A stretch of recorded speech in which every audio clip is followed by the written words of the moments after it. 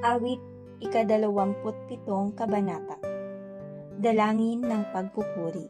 Tanglaw ko'y si Yahweh, aking kaligtasan. Kaya walang takot ako kaninuman.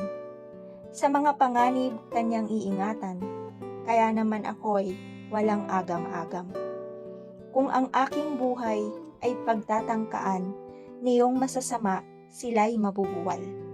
Kahit salakayin ako ng kaaway, magtitiwala rin ako sa may kapal. Isang bagay lamang ang aking mithiin, isang bagay itong kay Yahweh hiniling. Ang ako'y lumagi sa banal na templo upang kagandahan niya'y mamasdan ko, at yaong patnubay niya ay matamo.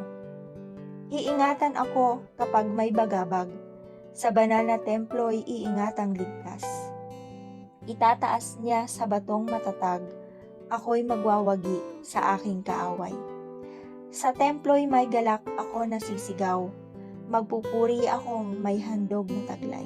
Kay Yahweh sasambat aking aawitan.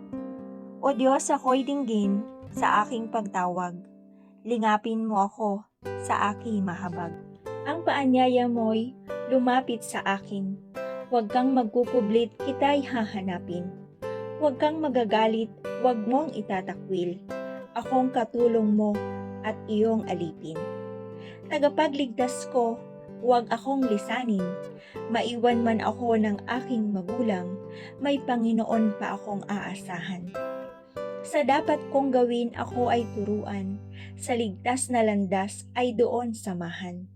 Pagkat naglipa na ang aking kaaway, huwag akong bayaan sa mga kalaban, na kung lumulusob ang dalang sandatay, mga pagbabantat kasinungalingan.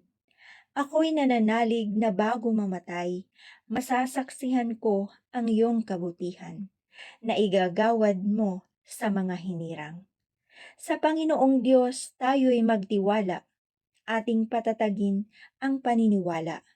Tayo ay umasa sa kaniyang kalinga.